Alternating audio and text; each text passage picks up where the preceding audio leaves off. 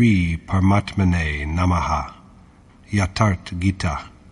Srimad Bhagavad Gita. Chapter 18. The Yoga of Renunciation.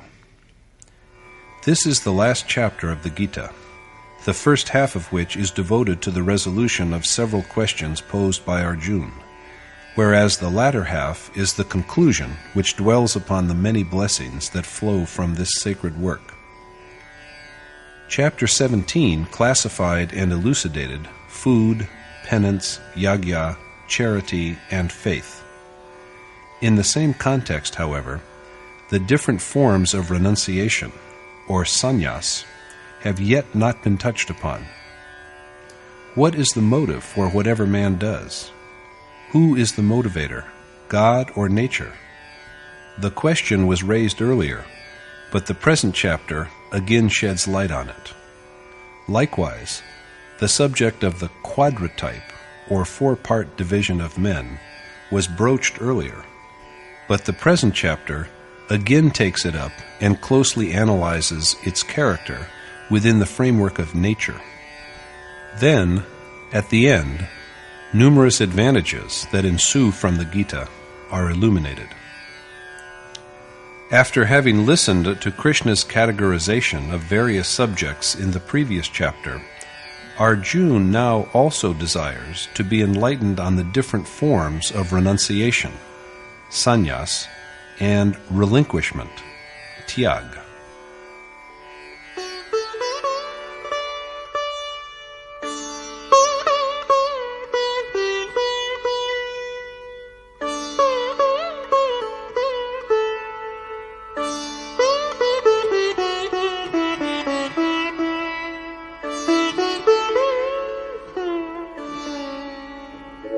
Sannyasasya mahabaho tattvamichhami veditum tyagasya cha hrishikesha prithakkeshi nishodhana.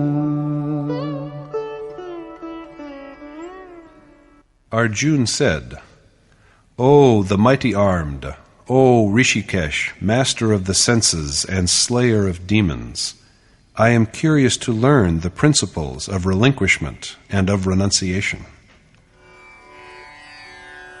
Total abandonment is renunciation, a state in which even will and merits of action cease to be, and prior to which there is only endless giving up of attachment for fulfillment of the spiritual quest. There are two questions here. Arjuna wants to know the essence of renunciation as well as the essence of relinquishment. Thereupon, Yogeshwar Krishna says,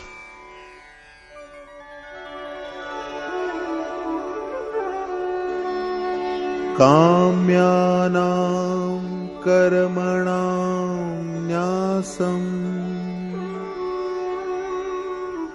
sannyasam kavayo viduhu sarva karma phalatyagam prahustyagam vichakshana.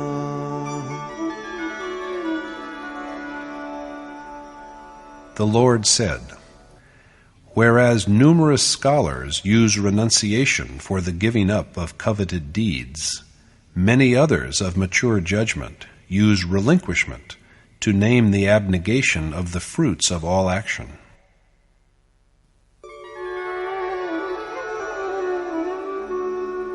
Tyajam doshavadityeke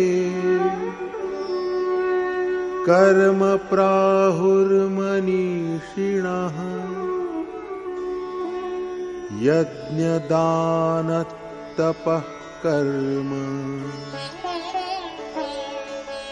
na tyajamiti chapare. While many erudite men insist that since all actions are vile, they ought to be forsaken, other scholars proclaim that deeds such as yajna, charity, and penance ought not to be forsaken.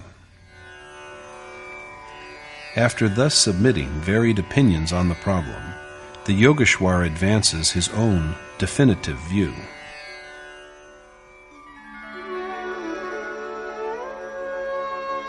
Nishchayam shrinu me tatra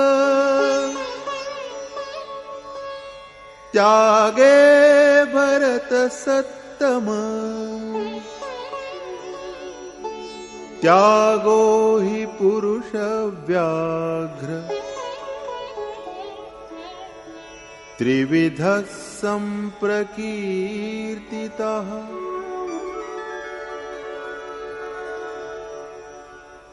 Listen, O the best of Bharat, Arjuna, to my notion of renunciation, and of how, O you, the unmatched among men, this renunciation is said to be of three kinds.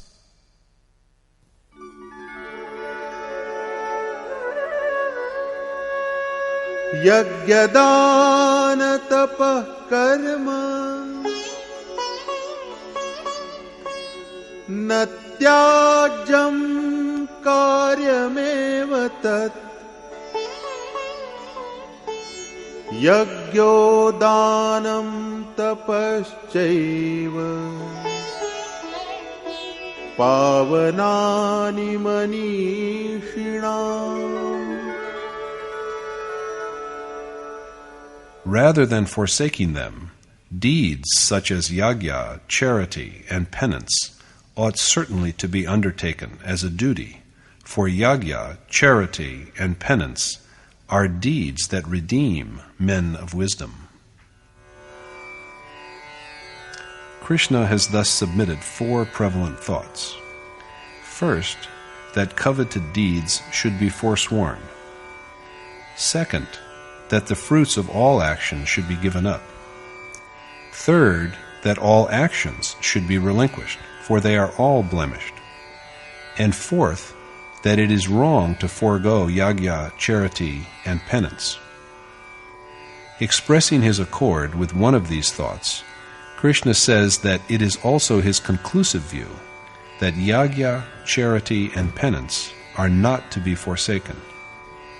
This illustrates how divergent views on the question were current at Krishna's time also, out of which one was true.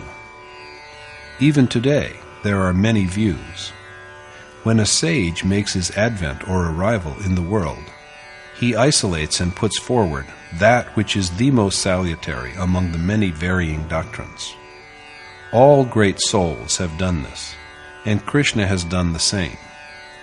Instead of advocating a new way, he only supports and expounds that which is true among many accepted views.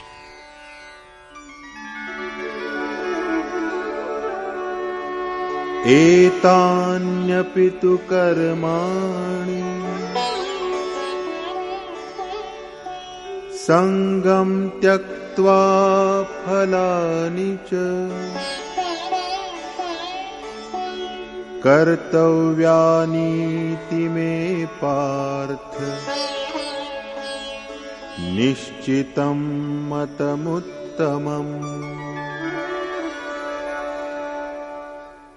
It is my considered belief, O Parth, that these deeds, as also all others, ought certainly to be accomplished after forsaking attachment and desire for the fruits of labor. Replying to Arjuna's question, Krishna then examines relinquishment.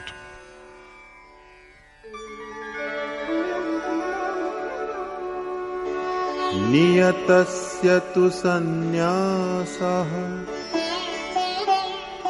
karmano nopapadyate mohatasya parityagah tamasah parikirtitah. And, since the requisite action ought not to be abandoned, forsaking it out of some misconception is deemed as renunciation of the nature of ignorance, tamas. According to Krishna, the ordained essential action is only one, the performance of yajna. The Yogeshwar has reverted to and stressed the ordained mode time and again, lest the seeker should deviate from the right path. And now he declares that it is improper to abandon this ordained action. Forsaking such action out of some delusion is thus said to be relinquishment of the diabolical kind, that is, of the nature of tamas. The deed that ought to be done and the ordained action are the same, and giving it up out of involvement in objects of sensual pleasure is morally improper. The man who abandons such action is doomed to rebirth in low forms, for he has suppressed the impulse for divine adoration. Krishna next speaks about relinquishment that is tainted by passion and moral blindness, that is of the nature of rajas.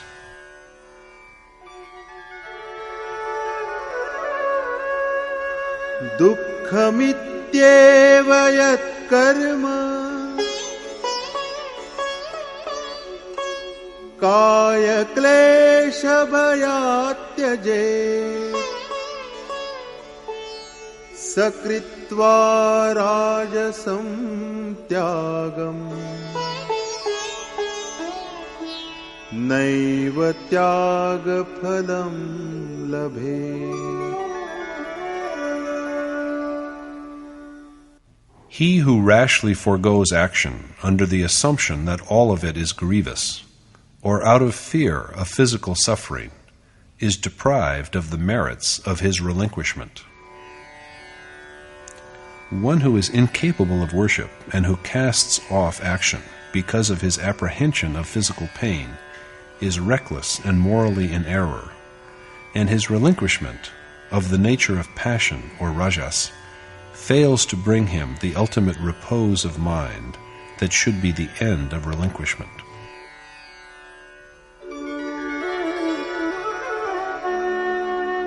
Karyamityeva yat karma niyatam kriyate arjuna sangam tyaktva phalam chaiva satyagas satviko mataha. Only that relinquishment is esteemed righteous, O Arjun, which is ordained and practiced with the conviction that doing it after having forsaken attachment and fruits of labor is a moral commitment. So only the ordained deed is to be done, and all else has to be discarded.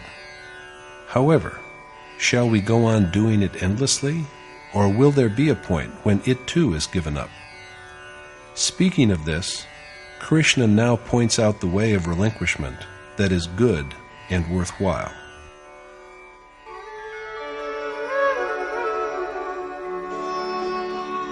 Nadveshta kushalam karma kushalena anushajjate tyagi sattva samavishto medhavi chinna samshayah.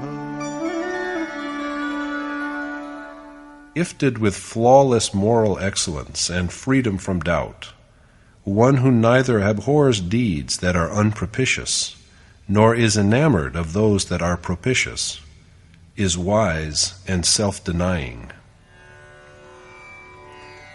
Only the action prescribed by Scripture is auspicious, and all that is opposed to it is mere bondage of this mortal world, and therefore inauspicious.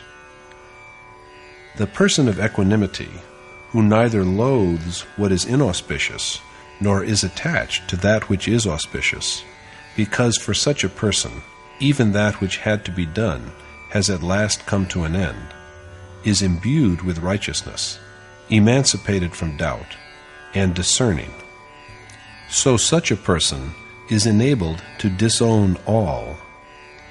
This total relinquishment, coming along with accomplishment, is renunciation. Is there, we might be tempted to ask, any easier way? Krishna categorically denies the possibility.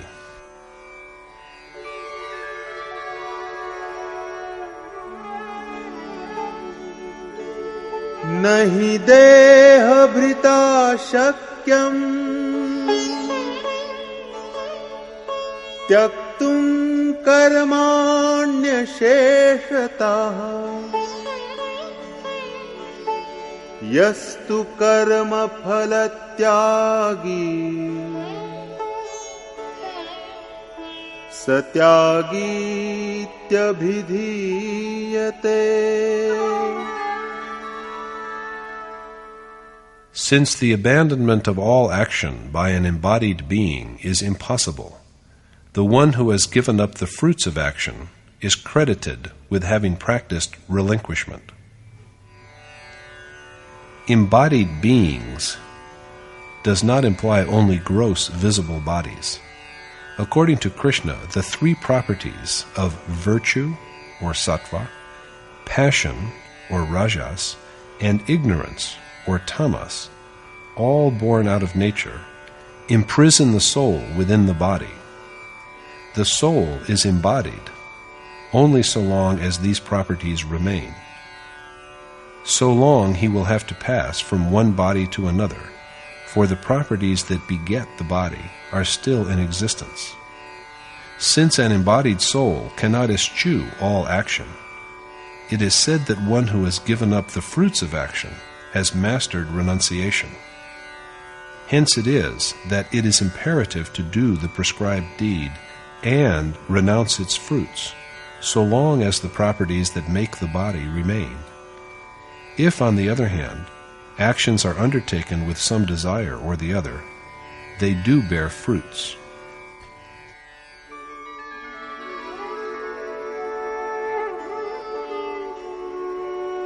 Anishtamishtam mishrancha trividham karmana phalam bhavatyattyaginam pretya natu sannyasinam kvachit.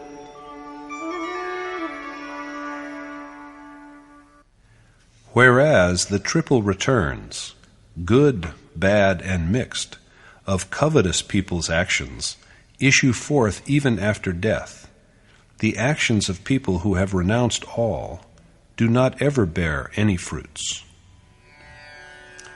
The deeds of avaricious persons produce consequences that arise even after death. These consequences indeed persist through endless births. But the actions of persons who have relinquished all, of true sannyasi, so called because they have given up all their possessions, do not bear fruits at any time. This is complete renunciation, the highest stage of spiritual seeking. The examination of the outcome of good and bad deeds, and of their ceasing at the point where all desire is annihilated, is thus concluded. Krishna then takes up the causes that effect righteous and unrighteous actions.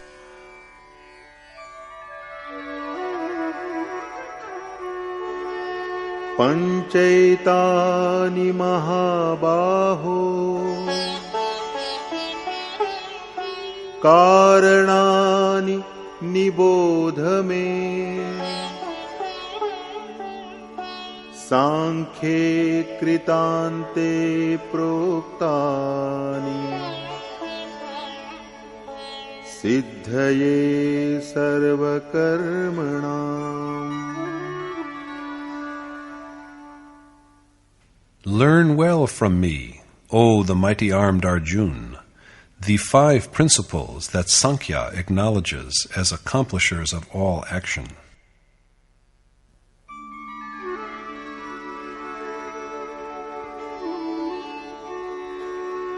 अधिष्ठानं तथा कर्ता करणं च पृथग्विधम् विविधाश्च पृथक् चेष्टा दैवं चैवात्र पंचमम्.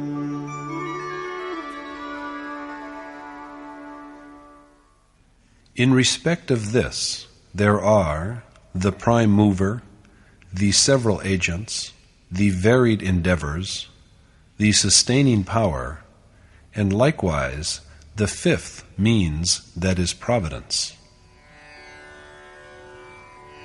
The mind is the doer. Virtuous and evil inclinations are the agents. Performance of righteous action demands a predisposition to discernment, non-attachment, tranquility, self-restraint, sacrifice, and constant meditation. But lust, anger, infatuation, aversion, and avarice are the agents that effect unrighteous deeds. There are then the manifold efforts, the endless desires, and the means. That aspiration begins to be fulfilled which is supported by means. And last of all, there is the fifth principle, providence or sanskar, the outcome of all that has happened to the soul in the past. This is borne out by Krishna.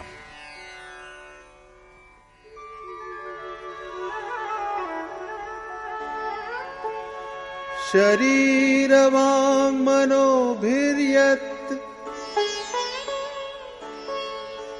कर्म प्रारभते नरः न्यायं वा विपरीतं वा पञ्चैते तस्य हेतवः. These are the five causes of whatever action a man accomplishes with his mind, speech, and body, either in accordance with or even in contravention of Scripture.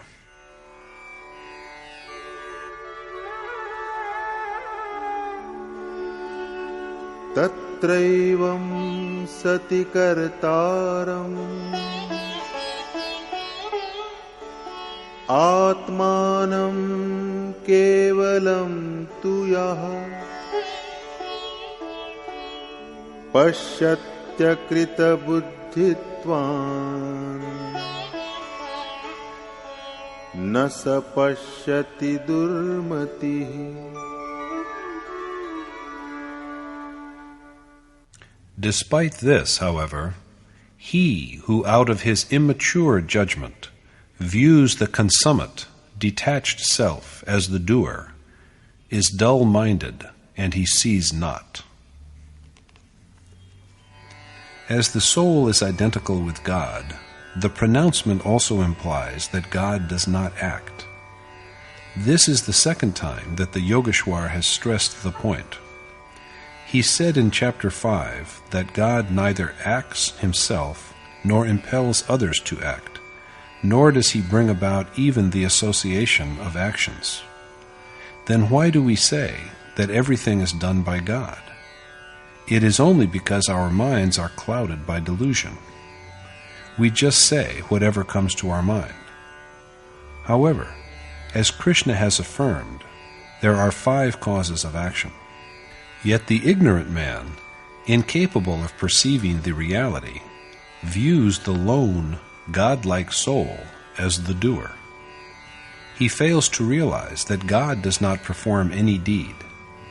Paradoxically, however, while saying all this, Krishna also girds up his loins for Arjuna and assures him that he has just to play the part of an instrument, for he, Krishna, is the real doer, arbiter. What, after all, is the sage's import here? In truth, there is a line of gravity that separates God from nature. So long as the seeker is within the boundaries of nature, of the 3 properties, God does not act. While abiding close by the worshipper, he is yet only an onlooker. But when the seeker gets hold of the cherished goal with firm intentness, God begins to regulate his inner life. The seeker then breaks free from the gravity of nature and enters the realm of God. God ever stands by such a seeker, but he acts only for a worshipper such as this. So let us always meditate on him.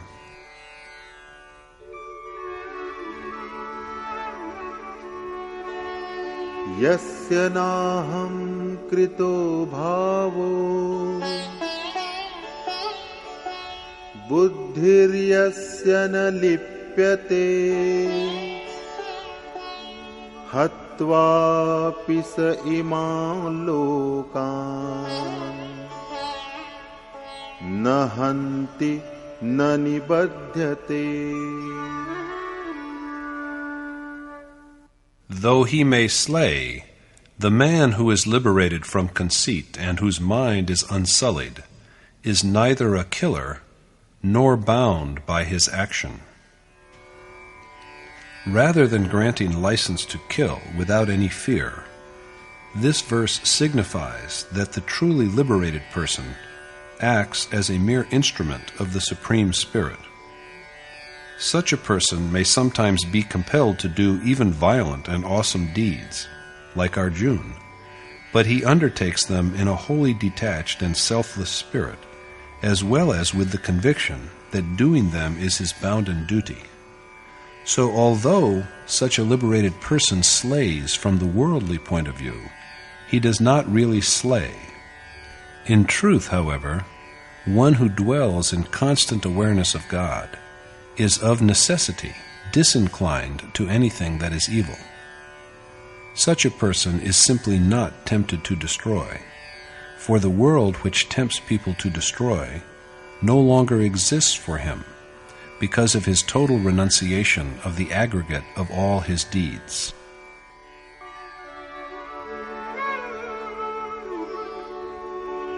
Jnanam gyeyam parigyata trividha karma chodana karanam karma karteti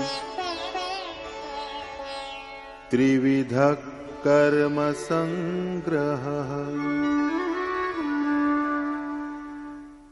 Whereas the way of securing knowledge, the worthwhile knowledge, and the knower constitute the threefold inspiration to action, the doer, the agents, and the action itself are the threefold constituents of action. Arjuna is told that the impetus to action is derived from all-knowing seers, the mode of acquiring knowledge, and the object that is worthy of being acquired. Krishna has said earlier that he is the object worth knowing. The stimulus to action is derived only when there is a realized sage with perfect knowledge who can initiate the seeker into the way by which the desired knowledge can be obtained, and when the seeker's eyes are fixed on his goal. Similarly, the store of action begins to grow by the coming together of the doer, dedication of mind, agents such as wisdom, disinterest in the material world, repose, and self-restraint by which the action is accomplished, and awareness of the action.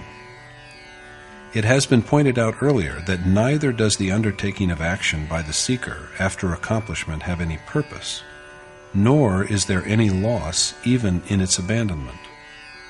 Yet he engages in action even then for the generation of virtuous powers in the hearts of those who are left behind. This is effected by the confluence of the doer, the agents, and the action itself.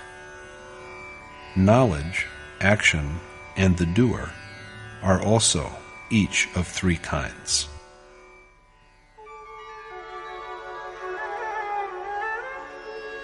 Jnanam karma cha karta cha त्रिधैव गुणभेदतः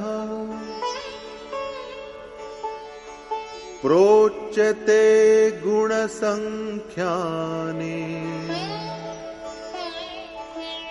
यथावच्छृणुतान्यपि. Listen to me well on how even knowledge and action and the doer have been graded into three kinds each in the Sankhya philosophy of properties, or gun. The next verse throws light upon the character of virtuous knowledge.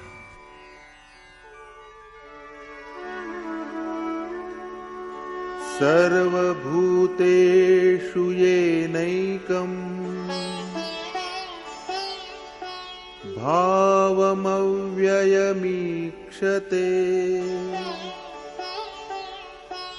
अविभक्तं विभक्तेषु तद्ज्ञानं विद्धि सात्विकम्. O Arjun, you should know that knowledge as immaculate, sattvic, by which one perceives the reality of the indestructible God as an undivided entity in all divided beings. Such knowledge is direct perception, with which the properties of nature come to an end. It marks the culmination of awareness. Let us now see knowledge of the second kind, or rajas.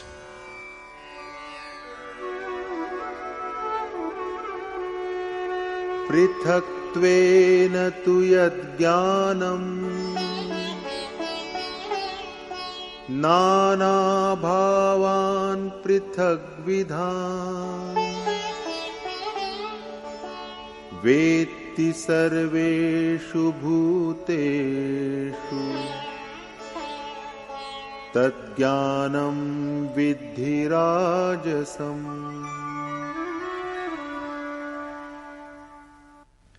Know that knowledge as tainted by passion, by which one perceives divided entities in all separate beings. Yattu kritsnavadekasmin कार्ये सक्तमहैतुकम्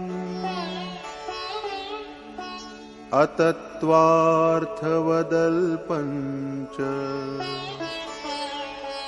तत्तामसमुदारितम्. And know that knowledge as besmirched by ignorance, or tamas, which adheres to the body alone, as if it were the whole truth, and which is irrational, unfounded on truth, and petty. Devoid of wisdom and the required discipline to buttress it, this kind of knowledge, tamas, is worthless, as it takes one away from awareness of God, who is the one and only reality. The following verses then recount the three kinds of action.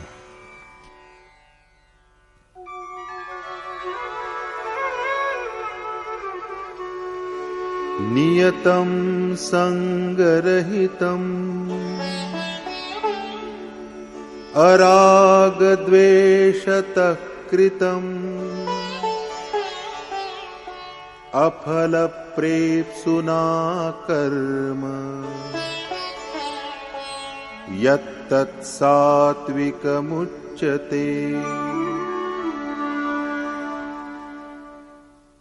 That action is said to be immaculate, which is ordained and embarked on with detachment by one who is free from infatuation as well as loathing, and who does not aspire to any reward.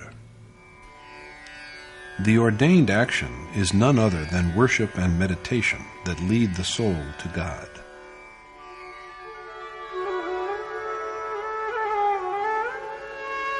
यत्तु कामेप्सुना कर्म साहंकारेण वा पुनः क्रियते बहुलायासम् तद्राजसमुदारितम्. And that action is said to be of the nature of passion, which is strenuous and entered upon by one who covets rewards and is egotistic. This seeker also performs the ordained action, but what a great difference is made by the fact that he is desirous of rewards and possessed of vanity. So the action undertaken by him is of the character of moral blindness.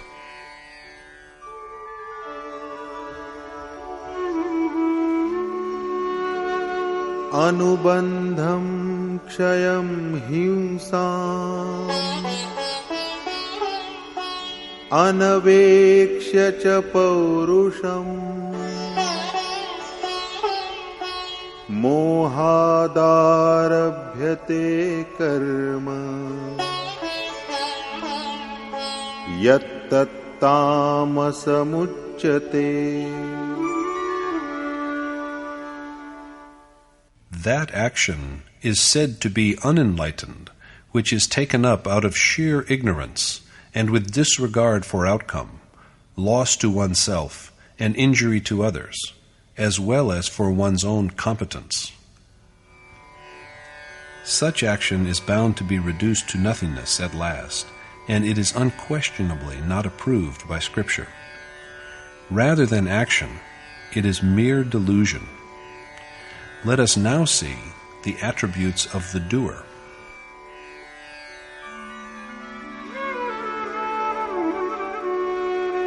Mukta sango naham vadi drityutsaha samanvitaha siddhya siddhyor nirvikaraha karta satvika uchyate. That doer is said to be of immaculate nature, who is free from attachment, who does not indulge in arrogant speech, and who is endowed with patience and vigor, as well as unswayed by success and failure. These are the attributes of the righteous doer, and the action he undertakes is, of course, the same ordained action.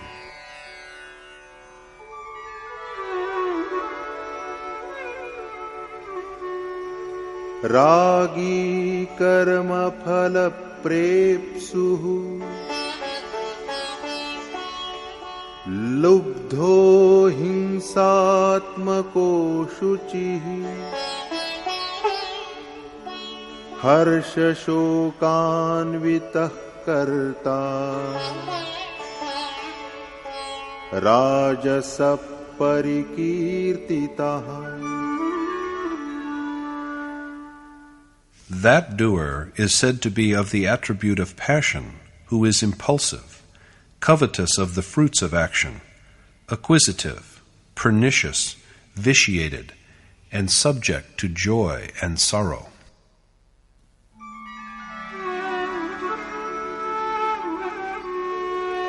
Ayuktah prakritah stabdhaha Shatho naishkritiko lasaha Vishadi dirgha sutri cha Karta tamas uchyate.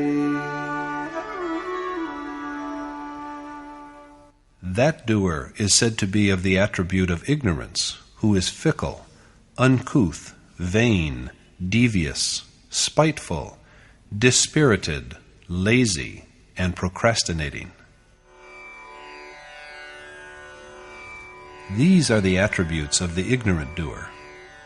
The scrutiny of the qualities of doers is concluded at this point, and Yogeshwar Krishna now embarks on an examination of the attributes of judgment, intellect, resolve, steadfastness, and felicity, happiness. ยะถาพุริสาสะเทวะมนุษย์สานัง สานัง สัพพะปุเรนตุสังกปา จันโท ปนรโส ยะถามณีโชติรโส Happiness.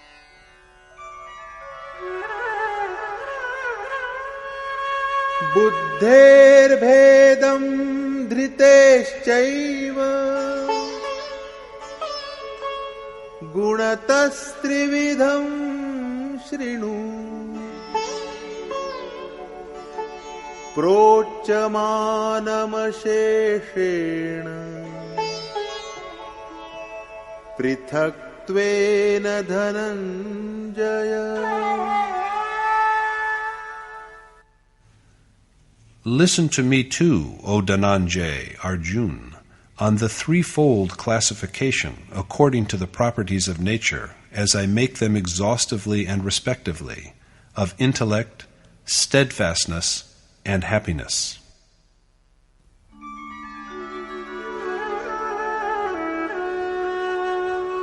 प्रवृत्तिञ्च निवृत्तिञ्च कार्याकार्ये भयाभये बन्धं मोक्षं च या वेत्ति बुद्धिः सा पार्थ सात्विकी. That intellect is immaculate, O Parth, which is aware of the essence, of the way of inclination, as also of renunciation, of worthy and unworthy action, of fear and fearlessness, and of bondage and liberation. In other words, the righteous, morally good intellect is that which is aware of the distinction between the way that leads to God and the way to recurrent birth and death.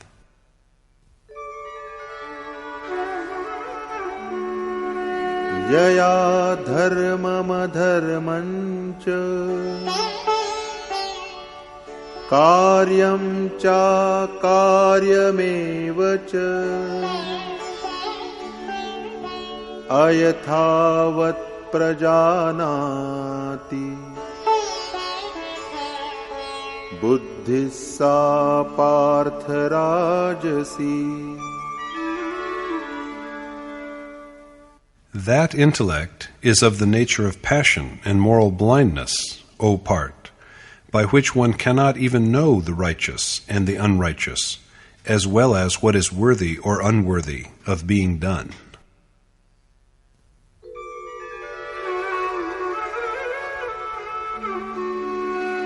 Adharmam dharmamitiya मन्यते तमसावृता सर्वार्थान् विपरीतांश्च बुद्धिः सा पार्थ तामसी. That intellect is of the nature of ignorance, O Parth, which is enveloped in darkness, and which apprehends the sinful as virtuous, and views everything in a distorted way. In these verses 30 through 32, intellect is graded into three kinds. The intellect which is well aware of the action that has to be engaged in, and the action that has to be shunned, as well as of that which is fit or unfit to be done, is characterized by moral excellence. The intellect which has only a dim perception of the righteous and the unrighteous action, and which does not know the truth, is dominated by passion. The perverse intellect that deems the sinful as virtuous, the destructible as eternal, and the inauspicious as auspicious, is shrouded in the gloom of ignorance. The discussion of intellect is concluded here, and Krishna next takes up the three kinds of steadfastness.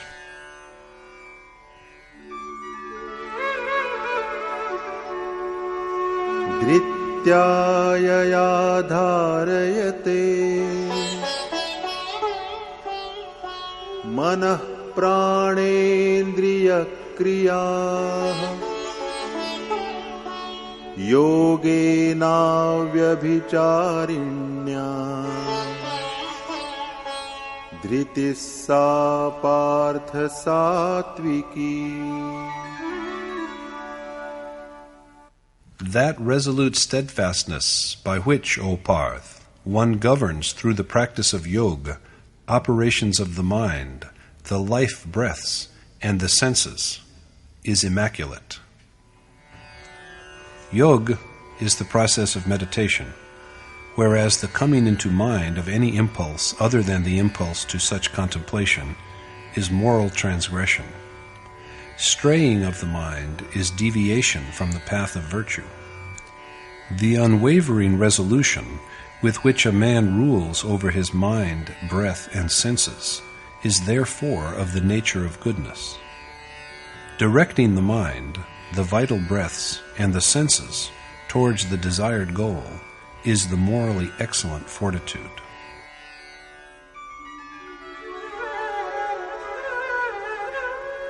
यया तु धर्म कामार्थान् धृत्या धारयतेऽर्जुन प्रसंगेन फलाकांक्षी धृतिः सा पार्थ राजसी. That steadfastness, O Parth, by which the avaricious man holds fast and acquisitively to obligations, wealth, and pleasure, is of the nature of passion and moral blindness. Firmness of will in this case is concerned primarily with the discharging of one's worldly duties, acquisition of wealth, and sensual pleasure, the three primary objects of material life, rather than with final liberation. The final end may be the same, but in this case the seeker aspires to fruits and desires something in return for his labor.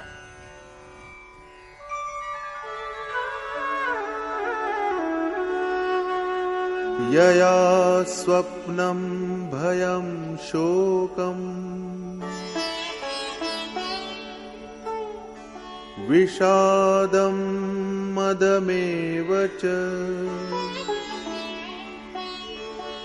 न विमुञ्चति दुर्मेधा धृतिः सा पार्थ तामसी. And that steadfastness, O Parth, by which the evil-minded man declines to forsake sloth, fear, worry, grief, and also arrogance, is of the nature of ignorance. Next, Krishna considers the three types of happiness.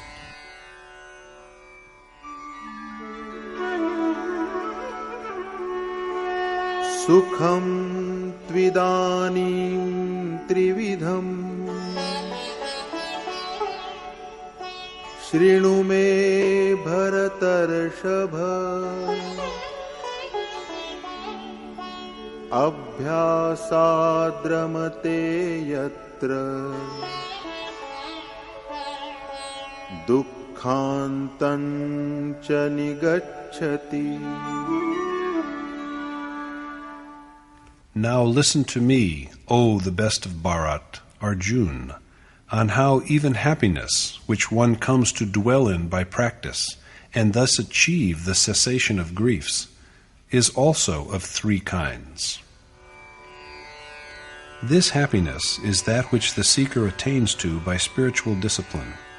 He achieves it by concentrating his mind on the cherished goal, and this happiness is therefore a destroyer of griefs.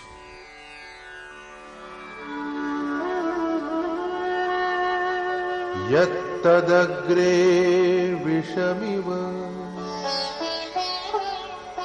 pariname mritopamam tatsukham satvikam proktam atma buddhi prasadajam. That happiness, which is at first like poison, but finally tastes like nectar, for it issues forth from the lucidity of an intellect that has realized the self, is of an impeccable nature. The happiness that is come by through spiritual exercise, concentration of mind on the desired end, and in which all griefs come to an end, is bitter like venom at the commencement of worship. Prahlad was hanged and Mira was poisoned. Sant Kabir has pointed out the difference between the pleasure-loving world that feasts and falls into unconscious slumber, and himself who stays awake shedding tears of contrition. But although this happiness is like poison at the outset, at the end it is like nectar that confers the substance of immortality. Such happiness, born out of a clear understanding of the self, is said to be pure.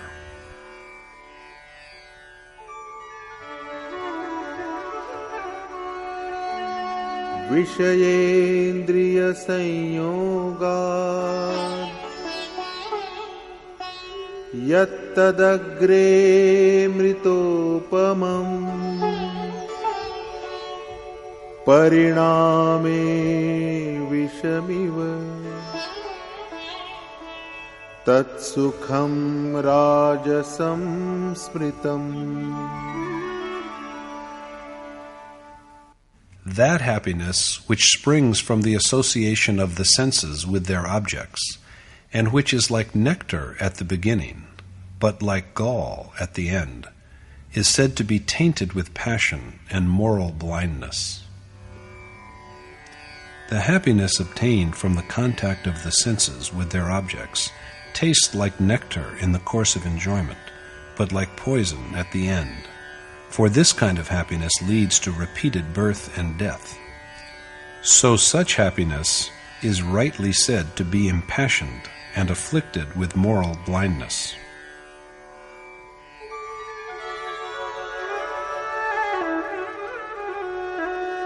Yadagre chanubandhe cha sukham mohanamatmanaha nidralasya pramadotham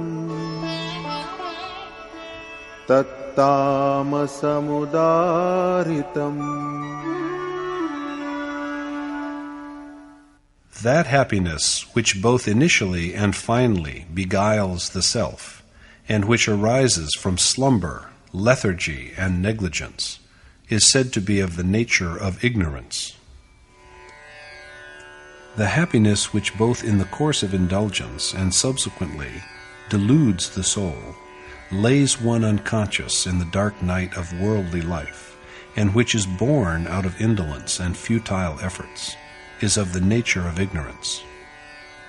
Krishna then proceeds to recount the scope of the properties of nature that ever pursue us.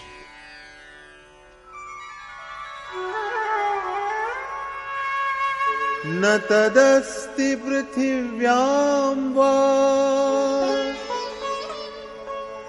divi deveshu va punaha sattvam prakriti jair muktam yadebhisyat tribhir gunaihi. There is no being, either on earth or among the dwellers of heaven, who is entirely free from the three properties born of nature. All beings, right from Brahma at the top to worms and insects at the lowest, are transient, mortal, and under the sway of the three properties, sattva, rajas, and tamas. Even heavenly beings, including the various external gods, are subject to the malady of these properties. Here, Yogeshwar Krishna has taken up the subject of external gods for the fourth time. That is, gods were spoken of in chapters 7, 9, and 17. All the statements so far made by Krishna imply that the gods are influenced by the three properties of nature. Those who worship such gods, in reality, worship that which is perishable and impermanent.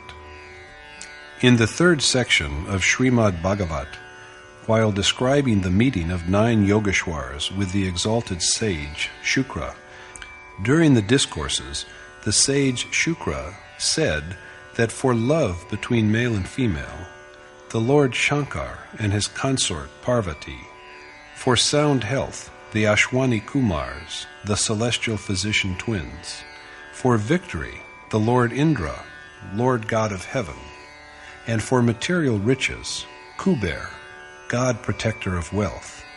These external gods are to be worshipped. Similarly, talking of various desires at the end, he gave the verdict that for fulfillment of all desires and for salvation, one shall worship the Lord Narayan alone.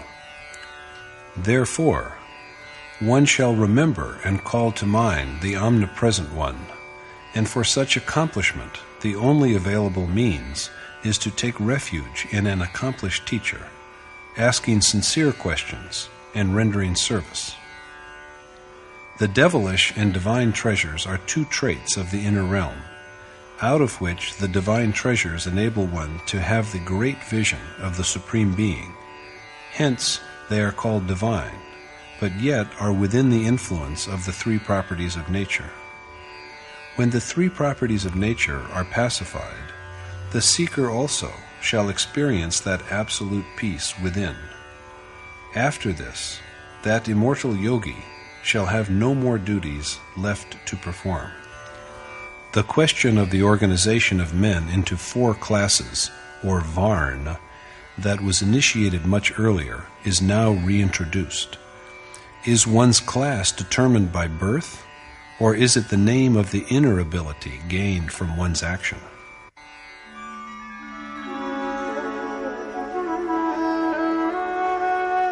Brahmana kshatriya visham Shudranam cha parantapa Karmani pravibhaktani Swabhava prabhavair gunaihi.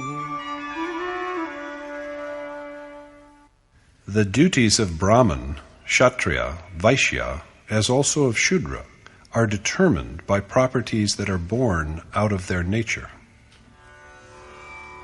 If a man's nature is made up of the property of goodness, there is inner purity along with the ability to meditate and worship. If the dominating property is that of ignorance, lethargy, sleep, and insanity are the outcome, and the attempted action is at their level. The capacity of one's natural property is his varn, his character. Similarly, a partial combination of goodness and passion constitute the Kshatriya class, whereas a partial combination of the property of ignorance and that of passion constitutes the Vaishya class. This is the 4th time when Yogeshwar Krishna has taken up the issue. He named Kshatriya in chapter 2 and said that there is nothing more propitious for a Kshatriya than a righteous war, in verse 31.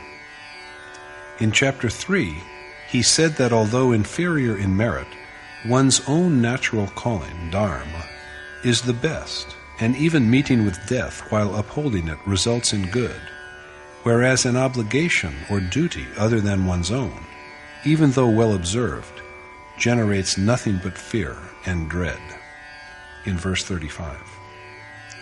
In chapter 4, then, he indicated that he is the creator of the 4 classes in verse 13.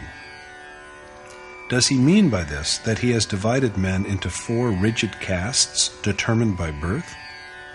His answer to the question is an emphatic no, and he asserts that he has but divided action into 4 categories according to their inherent properties. The innate property of a being or object is a measure, a yardstick, so the division of mankind into 4 varna is only a division of the one and same action into 4 stages according to the motivating properties. In Krishna's words, action is the mode of attaining to the one inexpressible God. The conduct that takes one to God is worship, which commences in faith in the desired end. So meditation on the Supreme Being is the one true action that Krishna has divided into 4 steps in his system of Varn. Now, how are we to know to which property and stage we belong? This is what Krishna turns to in the following verses.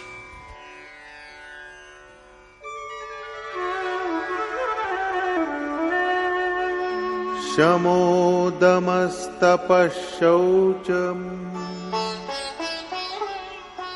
kshantirarjavamevacha jnanam vijnanamastikkyam brahma karma swabhavajam. Self-restraint, subduing of the senses, innocence, continence, mercy, uprightness, piety, true knowledge, and direct perception of divinity are the Brahman's province, born out of his nature. Restraining the mind, curbing the senses, flawless purity, mortification of mind, speech, and body to mold them in tune with the cherished goal, forgiveness, all-pervading righteousness, staunch faith in the one aimed at goal, consciousness of the Supreme Being, the awakening in the realm of the heart of the exhortations coming from God, and the ability to act according to them, are all a Brahman's obligations that arise from his own nature. It might be said, therefore, that the seeker is a Brahman when all these merits are present in him, and the commenced action is an integral part of his nature.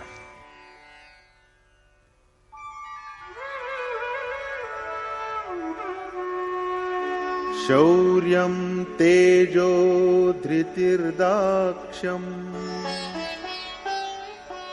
yuddhe chapyapalayanam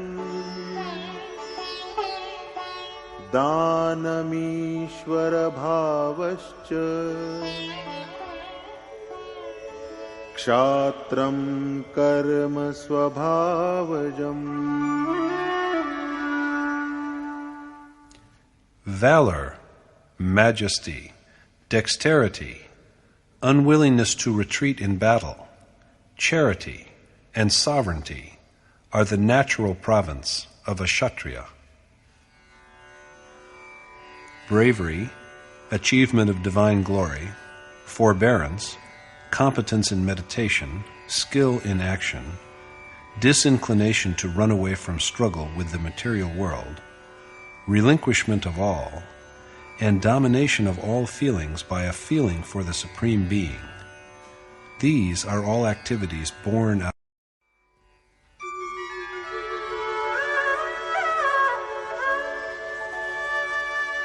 Krishi gaurakshavanijam Vaishyakarma swabhavajam Paricharyatmakam karma Shudrasyapi swabhavajam. Farming, protection of cows, the senses, and commerce are the natural province of a Vaishya, whereas rendering service is the natural calling of a Shudra. Agriculture, rearing of cattle, and commerce are duties in keeping with the nature of a Vaishya. Why only preservation of cows?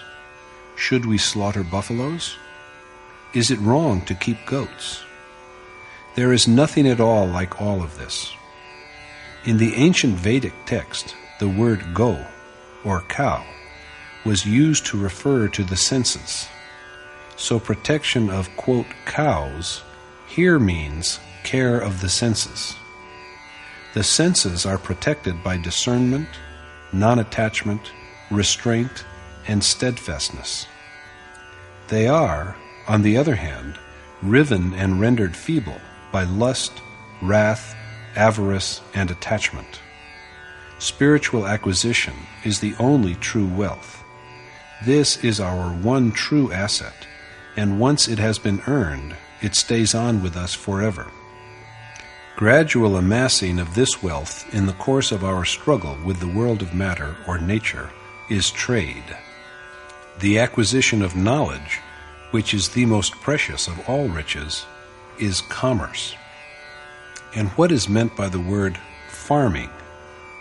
The body is like a piece of earth. The seeds which are sown in it sprout in the form of sanskar, the merits of action, the force that is built up by all the actions in previous lives. Arjuna is told that the seed, the initial impulse of selfless action, is never destroyed. Vaishya is the third step of the ordained action, of contemplation of the Supreme Being, and preservation of the seeds of divine meditation that are sown in this patch of earth, the body, while at the same time opposing hostile impulses, is agriculture.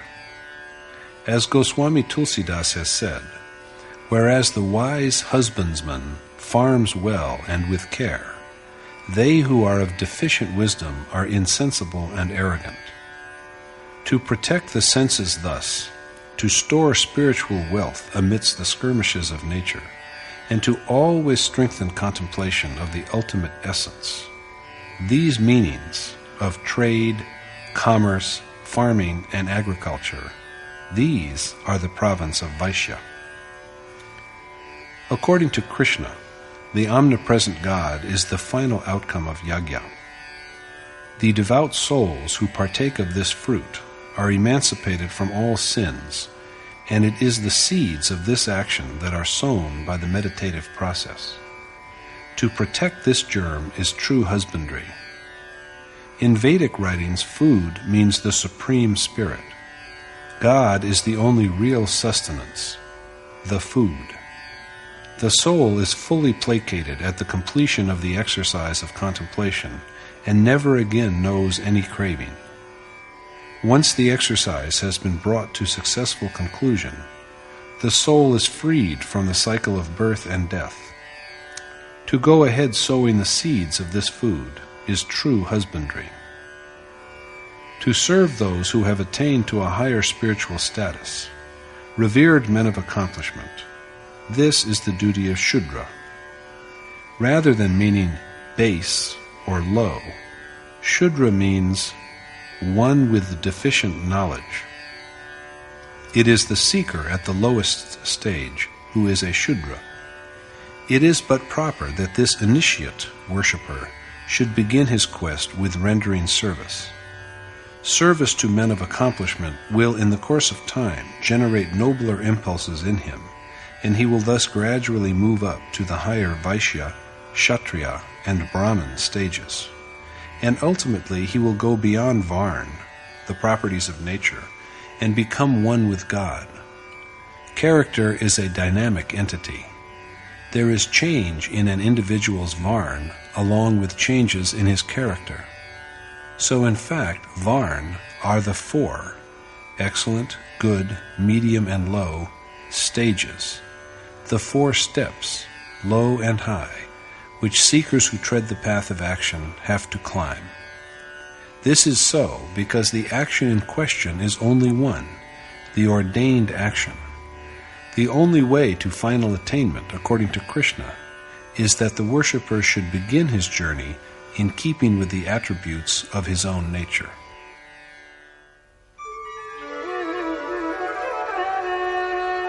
स्वे स्वे कर्मण्यभिरतः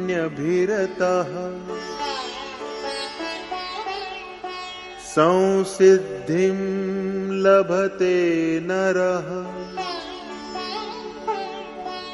स्वकर्मनिरतः सिद्धिं यथा विन्दति तच्छृणु. Commitment to his own inborn duty brings man to the ultimate accomplishment, and you should listen to me on how a man achieves perfection through dedication to his innate calling. The perfection that is ultimately achieved is realization of God. Krishna told Arjuna earlier also that he would reach this final goal by engaging in action, the real prescribed action.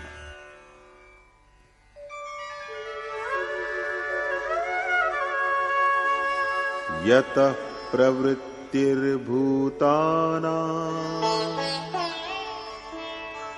येन सर्वमिदं ततं स्वकर्मणा तमभ्यर्च्य सिद्धिं विन्दति मानवः. By adoration of that God who has created all beings and who pervades the whole universe, through the undertaking of his natural calling, man attains to final accomplishment. The seeker achieves final consummation through performance of his native duties. It is therefore essential that he should constantly keep his mind fixed on God, adore him, and proceed on his way step by step. Instead of making any gain, a junior student even loses whatever he has if he sits in a senior class. So the law is that one should climb step by step. It was said in the 6th verse of this chapter that yagya, charity, and penance ought to be undertaken after abandonment of attachment and the fruits of action.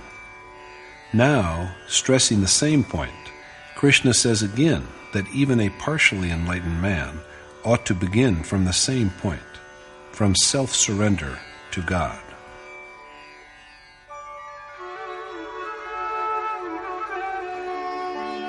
श्रेयान् स्वधर्मो विगुणः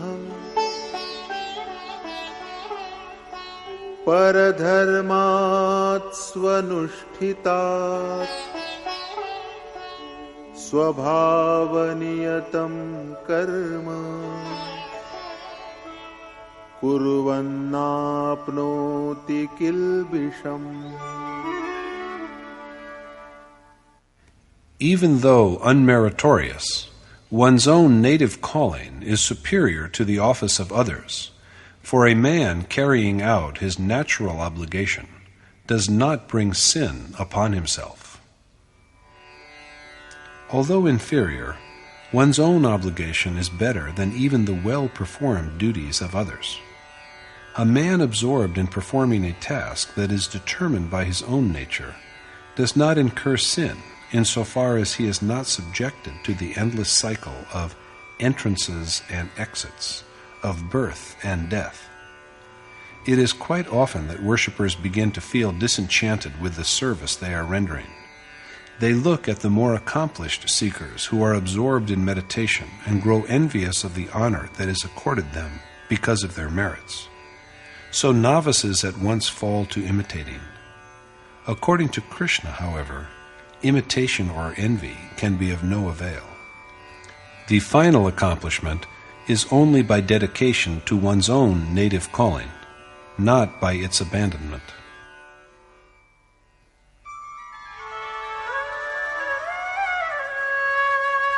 सहजं कर्म कौन्तेय सदोषमपि न त्यजेत् सर्वारम्भा हि दोषेण धूमेनाग्निरिवावृताः.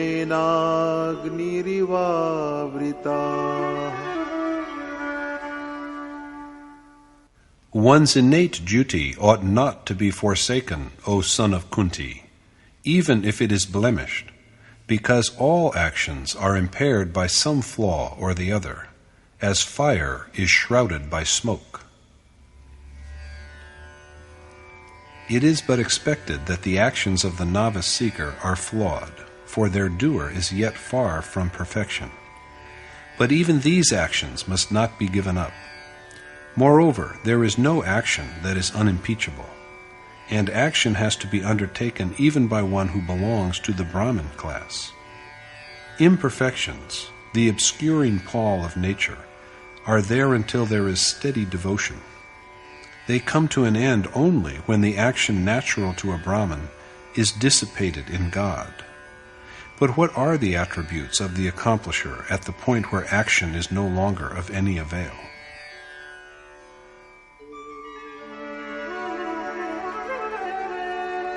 asakta buddhi sarvatra jitatma vigata spriha naishkarmya siddhim paramam sannyasenadhigacchati. He whose intellect is aloof all round, who is without desire, and who has conquered his mind, attains to the ultimate state that transcends all action through renunciation. Renunciation is, as we have already seen, complete self-abnegation. It is the condition in which the seeker abandons whatever he has, and only then does he reach the point when no further action is needed. Renunciation and attainment of the supreme state of actionlessness are indeed synonymous.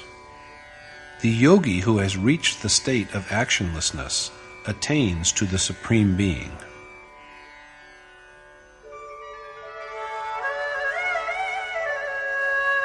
Siddhim prapto yatha brahma tathapnoti nibodhame samase naiva kaunteya nishtha jnanasya ya para. Learn in brief from me, O son of Kunti, of how one who is immaculate achieves realization of the Supreme Being, which represents the culmination of knowledge. The following verses expound that way.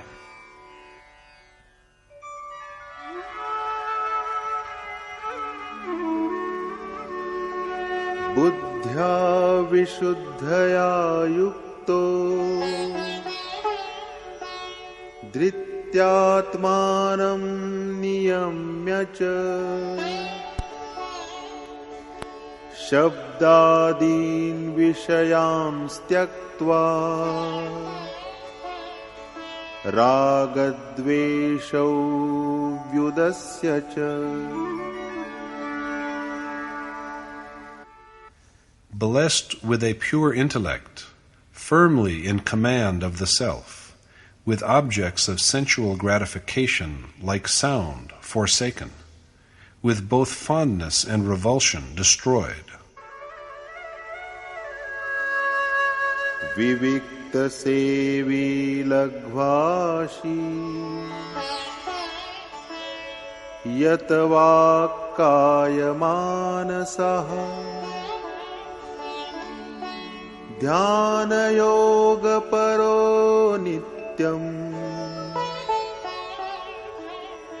vairagyam samupashritah.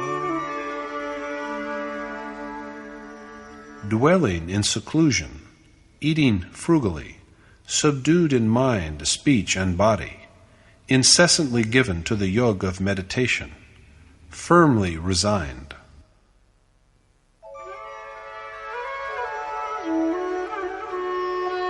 Ahankaram balam darpam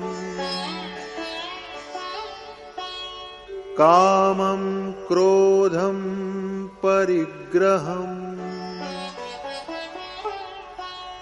vimucya nirmama shanto brahma bhuyaya kalpate. Giving up conceit, arrogance of power, yearning, ill humor, and acquisitiveness, devoid of attachment, and in possession of a mind at repose, a man is worthy of becoming one with God.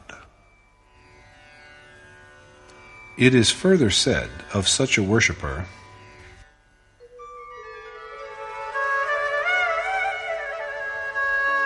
Brahma bhuta prasannatma na shochati na kankshati samasarveshu bhuteshu madbhaktim labhate param.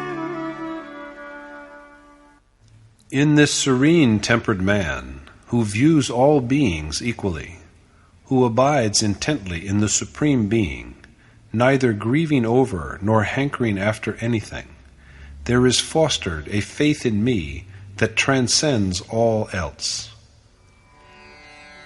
Now faith is at the stage where an outcome can ensue from it, namely, in the form of God realization.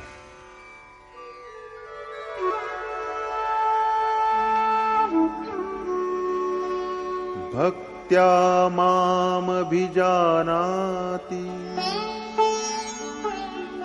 yavanyascha tattvataha tato mam tattvato gyatva vishate tadanantaram. Through his transcendental faith, he knows my essence well, what my reach is, and having thus known my essence, he is at once united with me.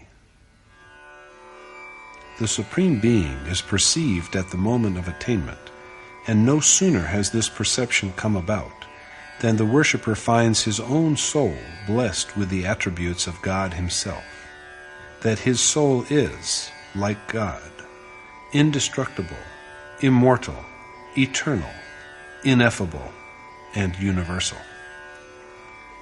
When the maladies of vanity, brute power, lust, wrath, arrogance, and infatuation that force one down into the ravines of nature are rendered feeble, and virtues such as discernment, non-attachment, self-restraint, firmness of will, abiding in solitude, and meditation that lead one to God are fully developed and active, the seeker is equipped to be united with the Supreme Being.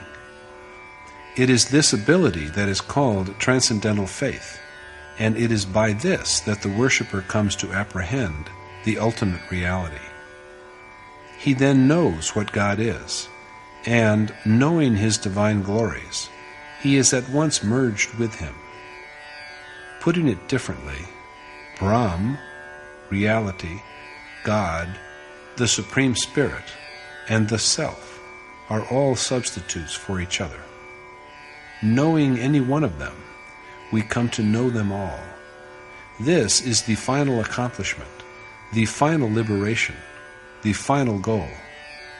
So the Gita is unambiguous in its view that in both the way of knowledge or discernment, or the way of renunciation, and the way of selfless action, the ordained deed, meditation, has to be entered upon and accomplished for the attainment of the supreme state of actionlessness. The importance of worship and meditation for the worshipper who has renounced all has been stressed so far. And now, by introducing the idea of devotion, the same is said for the yogi who undertakes selfless action.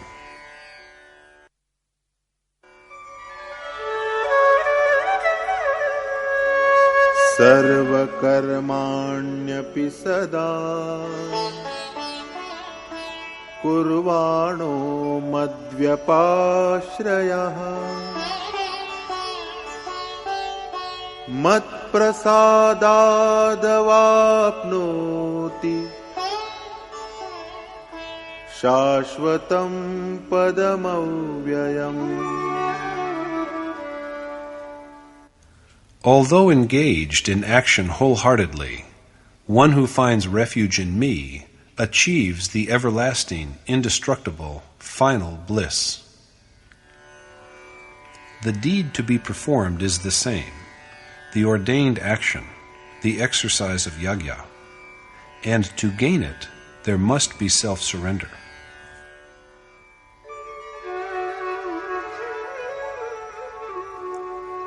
चेतसा सर्वकर्माणि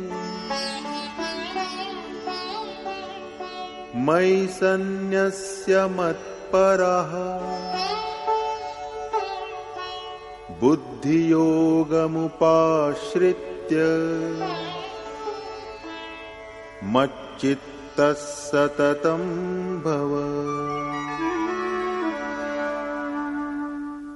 Earnestly resigning all your deeds to me, finding shelter in me, and embracing the yoga of knowledge, you should ever fix your mind on me.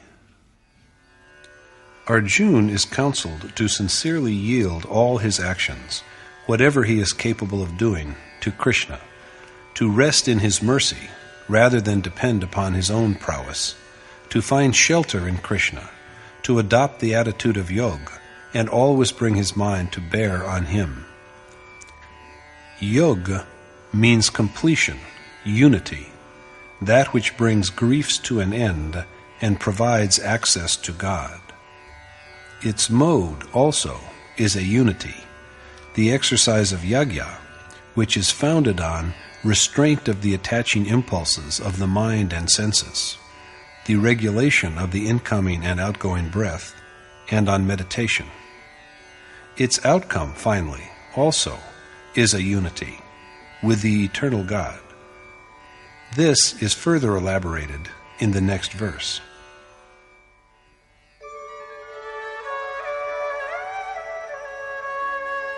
मच्चित्तः सर्वदुर्गाणि मत्प्रसादात् तरिष्यसि अथ चेत्त्वमहङ्कारान्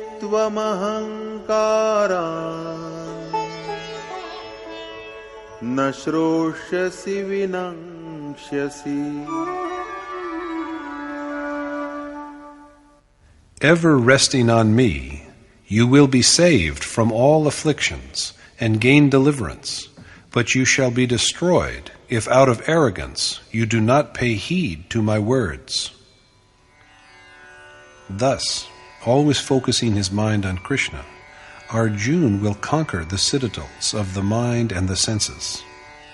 As Goswami Tulsidas has put it, even celestial beings seated at the portals of these forts obstinately keep the shutters ajar as the breezes of carnal pleasure blow in. The mind and the senses at the core are the impregnable redoubts, but Arjuna can storm them by aiming his thoughts at God alone.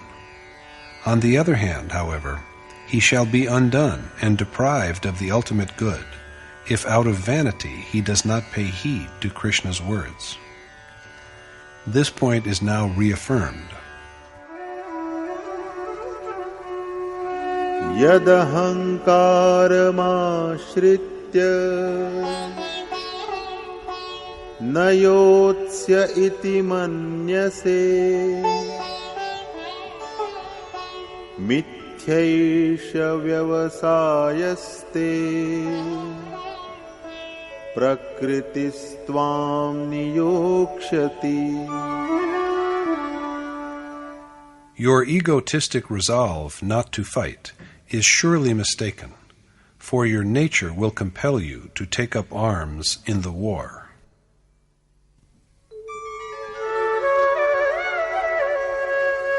स्वभावजेन कौन्तेय निबद्धस्वेन कर्मणा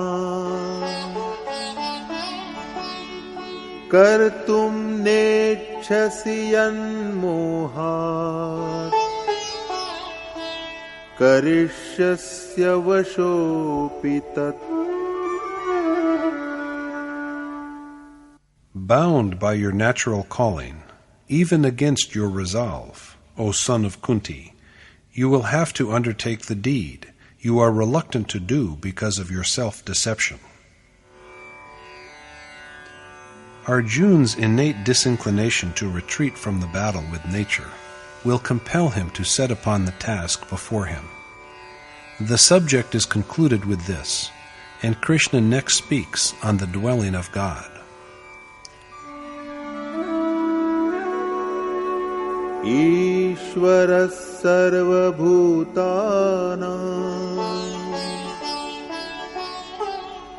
हृद्देशेऽर्जुन तिष्ठति भ्रामयन् सर्वभूतानि यन्त्रारूढानि मायया. Propelling all living things that bestride a body, which is but a contrivance, by his Maya, O Arjuna, God abides in the hearts of all beings. But if God lives in our hearts and is close to us, why are we ignorant of his presence? This is so because the contraptions we call body are driven by the power of Maya, the universal ignorance or illusion, by virtue of which we consider the unreal universe as real and distinct from the Supreme Spirit. So this physical mechanism is a grave impediment, and it takes us round endlessly through one birth after another. Where, then, can we find shelter or refuge?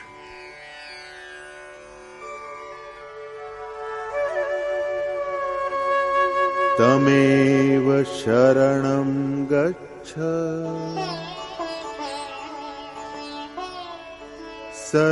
सर्वभावेन Bharat तत्प्रसादात् परां शान्तिम् स्थानं प्राप्स्यसि शाश्वतम्. Seek refuge with all your heart, O Bharat Arjuna, in that God by whose grace you will attain to repose and the everlasting, ultimate bliss. So if we have to meditate, we should do it within the realm of the heart.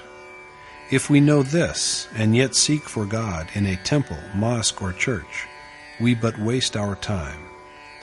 Notwithstanding this, however, as it was said earlier also, these places of formal worship have their importance for seekers with inadequate awareness. The heart is the true abode of God.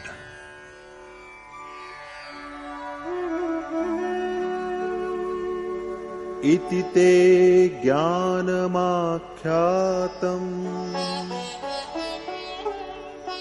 गुह्याद् गुह्यतरं मया विमृश्यैतदशेषेण यथेच्छसि तथा कुरु. Thus have I imparted to you the knowledge which is the most mysterious of all abstruse learning. So reflect well on the whole of it, and then you may do as you wish. The wisdom that Krishna has accorded is the truth.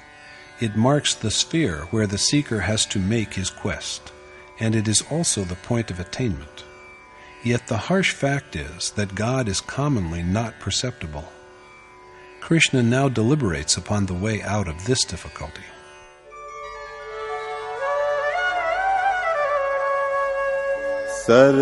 सर्वगुह्यतमं भूयः शृणु मे परमं वचः इष्टोऽसि मे दृढमिति ततो वक्ष्यामि ते हितम्. Listen yet again to my most secret words, indeed felicitous, that I am going to speak to you because you are the dearest to me. Krishna endeavors once more to enlighten Arjuna. God always stands by the seeker, for he is so dear to him. Arjuna is beloved of Krishna, and any benediction that the Lord bestows upon him cannot be too much. He will incessantly exert himself for the sake of his devotee. But what is the blessed revelation that Krishna is going to make to Arjuna?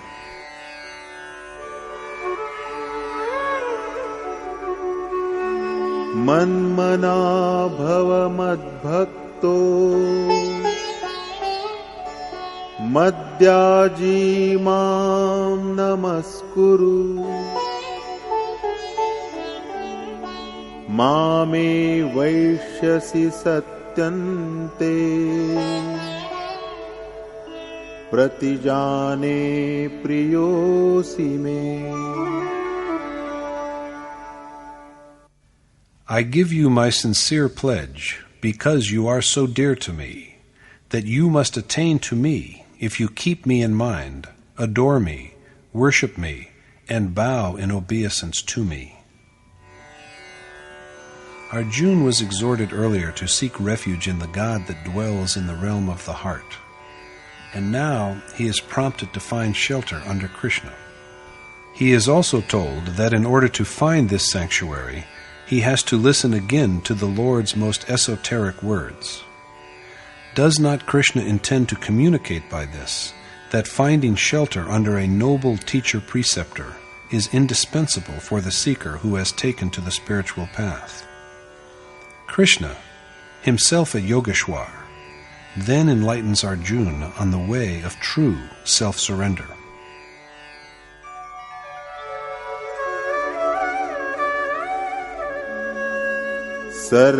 सर्वधर्मान् परित्यज्य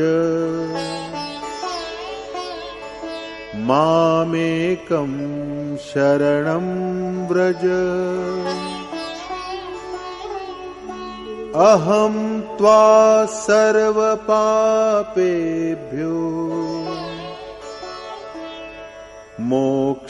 मोक्षयिष्यामि मा शुचः.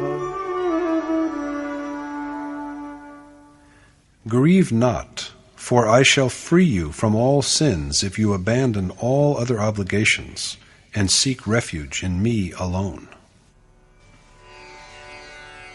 Arjuna is counseled that he has to rid himself of concern about what category of doer he is, whether Brahman or Kshatriya or Vaishya or Shudra, and look for shelter under Krishna alone.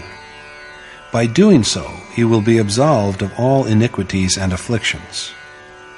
The accomplished teacher-preceptor takes it upon himself to effect the gradual elevation of the pupil to ever more refined spiritual states and his release from all sins, if, instead of worrying about his position on the path of action, the pupil single-mindedly seeks refuge in his mentor and looks up to no one else but his accomplished teacher-preceptor.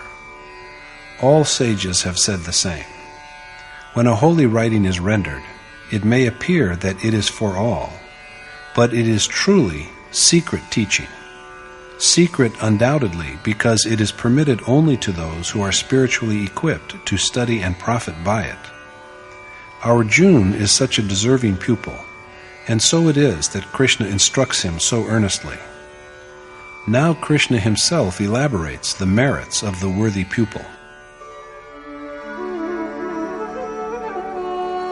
Idam te na tapaskaya na bhaktaya kadachana na cha shushrushave vacham न च मां योऽभ्यसूयति. This Gita, which has been articulated for you, must never be made known to one who is bereft of penance, devotion, and of willingness to listen, as also to one who speaks ill of me. Krishna was a realized sage, and along with adorers, he must also have faced some slanderers. The Gita is not for people who speak maliciously of God. But then, to whom should this sacred knowledge be made known?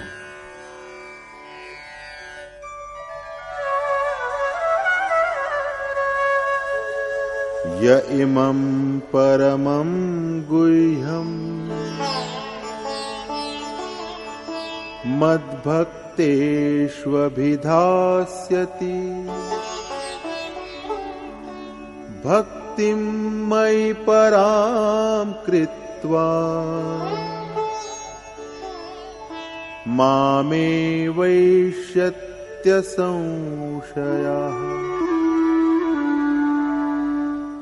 The one who, with firm devotion to me, imparts this most secret teaching to my worshippers, will doubtlessly attain to me. And then Krishna speaks about the one who disseminates the sacred knowledge.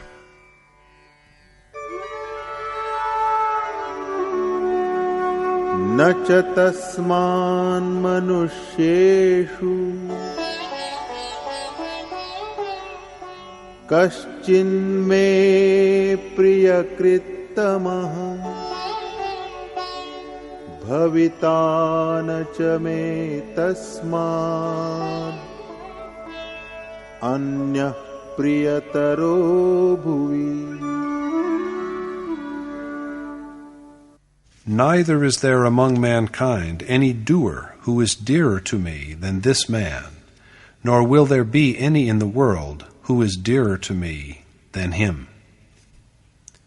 The man who enlightens Krishna's devotees, souls who adhere to the Lord, is the most beloved of him, because he is the only source of benediction, the only highway that leads one to God. He is the one who teaches men to go along the right path.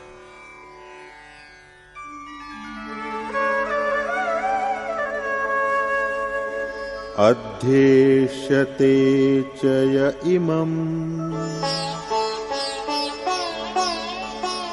dharmyam samvadamavayoh jnana-yagyena tenaham ishtasyamiti me matihi. And it is my belief that I shall have been worshipped through the yagya of knowledge by one who makes a thorough study of this sacred dialogue between us. The yagya of knowledge is that the outcome of which is wisdom. The nature of this wisdom has been elaborated earlier. This wisdom is the awareness that is acquired along with direct perception of God.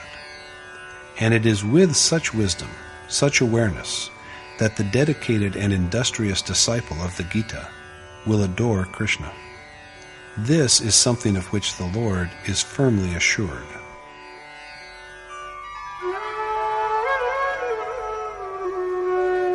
Shraddhavananasuyascha Shrinuyadapi yo naraha Sopi mukta shubhan lokan Prapnuyat punya karmana. Even he will be freed from sins who just hears the Gita with devoutness and without any ill will, and he will secure the worlds of the righteous.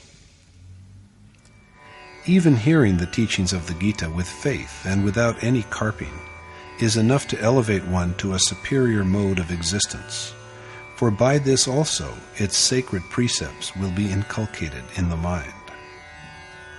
Krishna has thus, in verses 67 to 71 of the present chapter, said that imparting of the teachings of the Gita to the deserving is as vital as withholding them from the undeserving.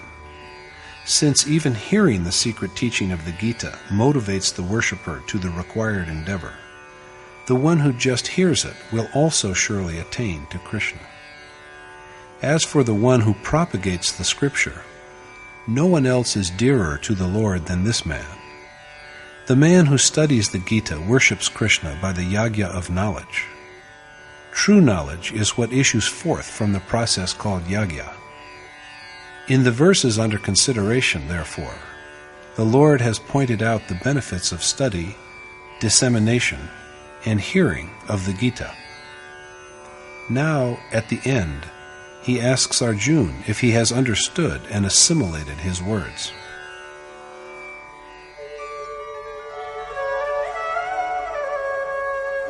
Kachide tachrutam partha tvayaiकाग्रेण चेतसा कच्चिदज्ञानसम्मोहः प्रणष्टस्ते धनञ्जय.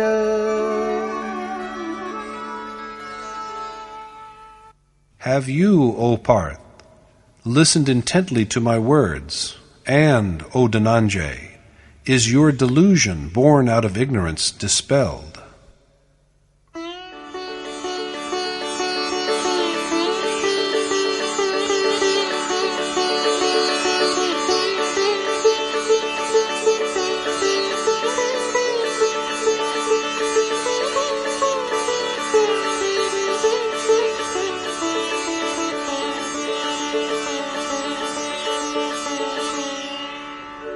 नष्टो मोहः स्मृतिर्लब्धा त्वत्प्रसादान्मयाच्युत स्थितोऽस्मि गतसन्देहः करिष्ये वचनं तव.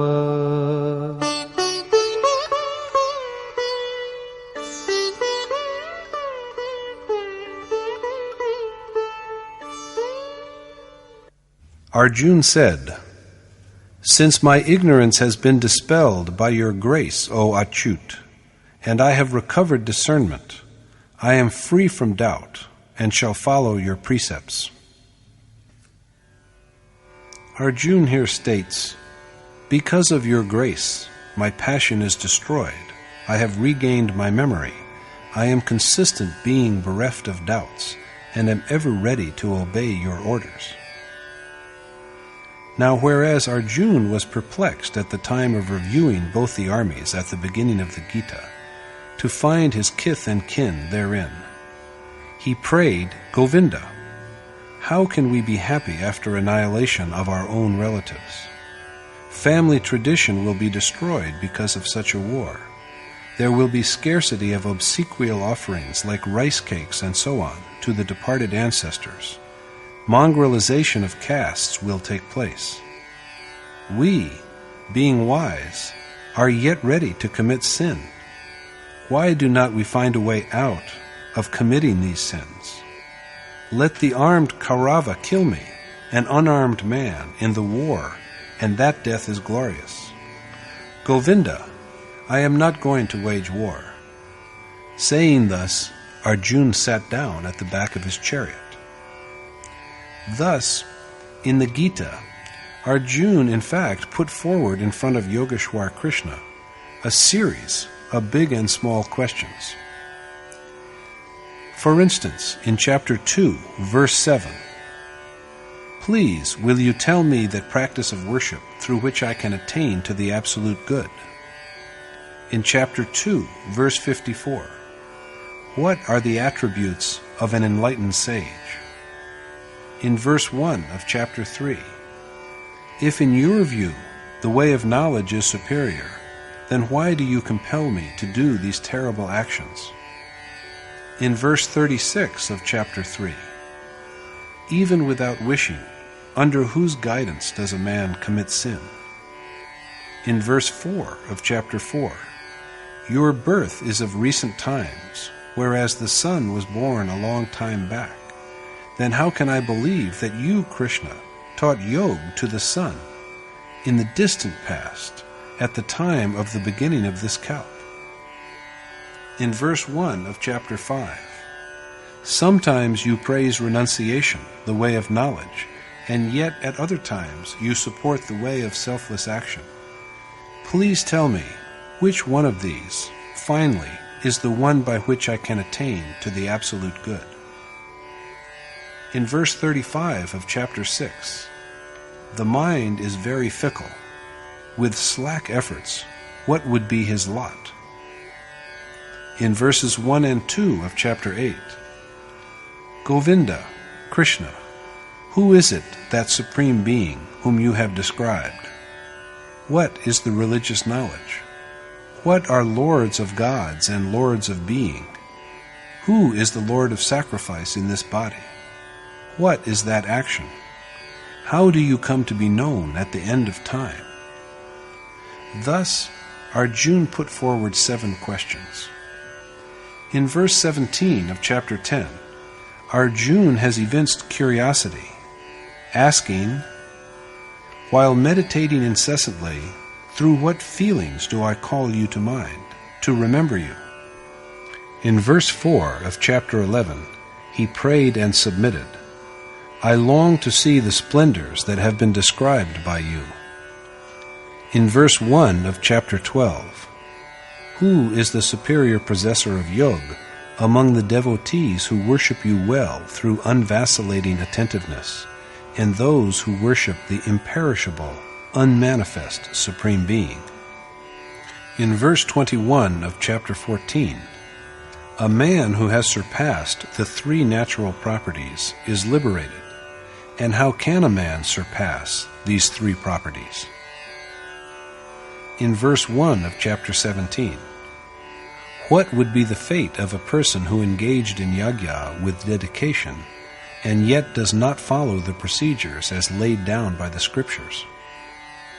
And in verse 1 of chapter 18, O, the mighty-armed, I yearn to learn separately and individually everything about the nature of relinquishment and renunciation.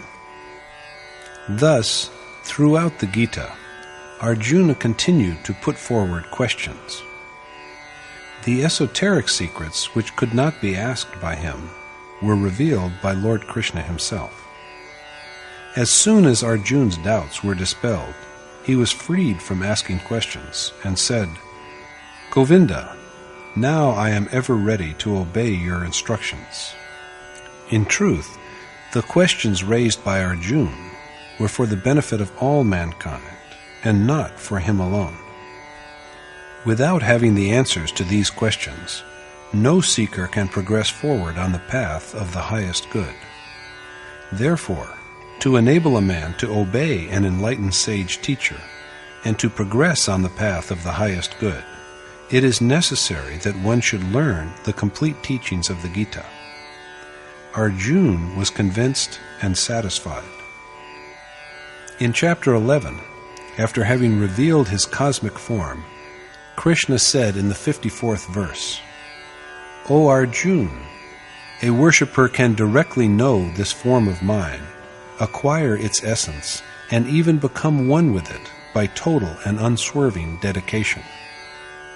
And just now he has asked him whether he is rid of his delusion.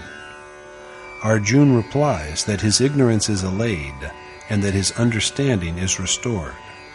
Now he will act at Krishna's behest. Arjuna's liberation should come along with this realization. He has indeed become whatever he had to be. But Scripture is meant for posterity, and the Gita is here for all of us to avail ourselves of. Thus, the divine message of Yogeshwar Krishna was concluded. At this moment, Sanjay again spoke.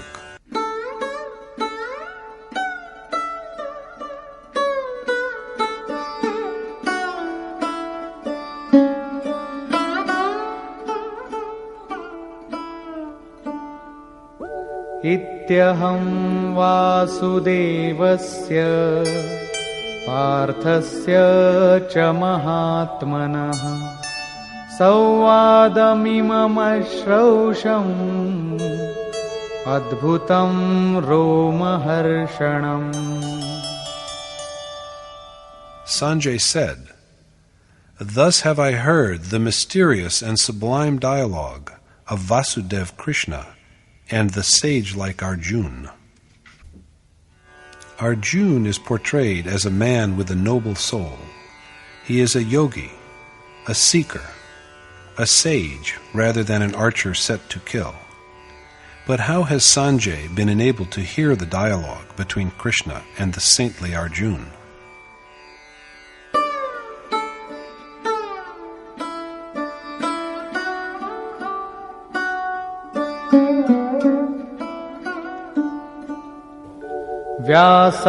व्यासप्रसादात् श्रितवान् एतद्गुह्यमहं परम् योगं योगेश्वरात् कृष्णात् साक्षात् कथयतः स्वयम्. It is by the blessing of the most revered Vyas that I have heard this transcendental, most mysterious yoga enunciated directly by the Lord of Yoga, Krishna himself. Sanjay regards Krishna as a master of yoga, one who is a yogi himself and who is also endowed with the gift of imparting yoga to others.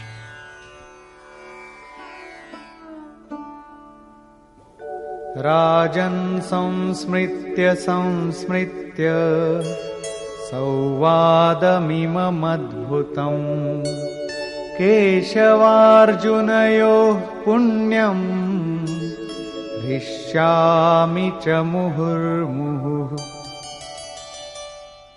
The recollection of the felicitous and marvelous colloquy between Keshav, Krishna, and Arjuna transports me, O King Dhritarashtra, to sublime joy, time after time. We too can experience Sanjay's bliss if we remember the sacred dialogue with perfect contentment. Sanjay then recalls the Lord's miraculous bearing and speaks of it.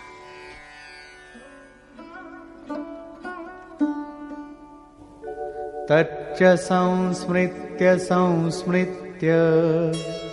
रूपमत्यद्भुतं हरेः विस्मयो मे महान् राजन् हृष्यामि च पुनः पुनः. Recalling the amazing visage of the Lord again and again, O King, I am lost in wonder and ecstasy over and over. Sanjay's rapture can be ours also, if we incessantly keep in our minds the aspect of the cherished end. That brings us to the last verse of the Gita, in which Sanjay states his final conclusion.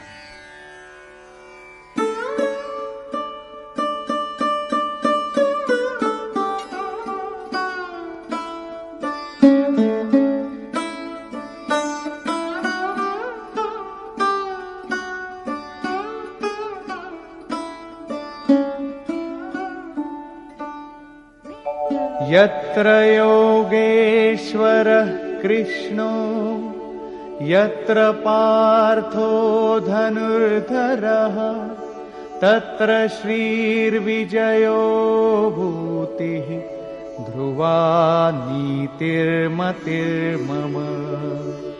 तत्र श्रीर्विजयो भूतिः Dhruva नीतिर्मतिर्मम.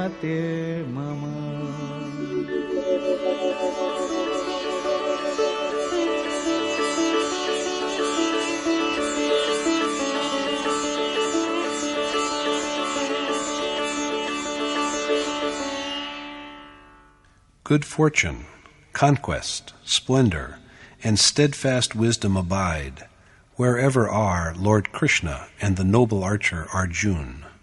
Such is my conviction. Intent contemplation and firm restraint of the senses are Arjuna's bow, the legendary Gandiv. So it is that Arjuna is a sage who meditates with equanimity. So wherever Yogeshwar Krishna and he are, there too dwell the triumph after which there is no defeat, the magnificence of God, and the firmness of resolve that enables one to be constant in this inconstant world. Such is the well-deliberated judgment of Sanjay, of the seer who is gifted with celestial vision. The great archer Arjuna is no longer amidst us, but were steadfast wisdom and the glory that comes with spiritual conquest for him alone? The Gita is a dramatization of an historical event that belonged to a certain time, namely the age that is known as Dwapar. This does not mean, however, that Arjuna's realization of the truth of God came to an end with the seizing of his time. Yogeshwar Krishna has assured us repeatedly that he abides in the realm of the heart. He exists within all of us. He is also within you. Arjuna is a symbol of affectionate devotion, which is but another name of the mind's inclination and dedication to the cherished goal. If a worshipper is endowed with such devotion, perpetual triumph against the demeaning properties of nature is assured. With such devotion, there must always necessarily be steadfast wisdom. Rather than being confined to a certain place, time, or individual, these attainments are universal, forever and for all. So long as beings exist, God must dwell in their hearts, and the soul must impatiently hunger for the Supreme Being, and he who is affectionately devoted to God will attain to Arjuna's status. Every one of us can, therefore, aspire hopefully to the ultimate bliss of direct perception of God. Conclusion. At the beginning of the 18th, the concluding chapter of the Gita, Arjuna wishes to be enlightened on the similarity as well as the distinction between relinquishment and renunciation. Krishna has pronounced a judgment, which is that yagya, penance, and charity must never be forsaken, for they bring deliverance to men of discernment. So fostering them, while also giving up unrighteous impulses that are inimical to them, is true renunciation. Such renunciation is perfect, but relinquishment with a desire for some profit in exchange is tainted by passion and moral blindness, and it is definitely evil when the prescribed deed is forsaken out of self-deception. Renunciation is the crowning point of resignation. Performance of the prescribed task and the rapture that results from meditation are indeed virtuous, while sensual pleasure is an outcome of infatuation. And the pleasure in which there is no prospect whatsoever of the ultimate union with God undoubtedly issues forth from ignorance. This chapter also sheds light on the nature of renunciation. The resigning of all one has is renunciation. Mere putting on of a certain kind of attire is not renunciation. Absorption in the ordained deed, while leading a life of seclusion, with a due appraisal of one's own strength, or with a sense of self-surrender, is inescapable. Renunciation is the name of the abandonment of all action, along with consummation, and so but a synonym for the final deliverance. That absolution is the crowning point of renunciation. Thus concludes the 18th chapter in the Upanishad of Srimad Bhagavad Gita on the knowledge of the Supreme Spirit, the science of yoga, and the dialogue between Krishna and Arjuna entitled Sannyas Yoga, or the Yoga of Renunciation. Thus concludes Swami Adgadanandji's exposition of the 18th chapter in Untitled Gita. Hari Om Tat Sat.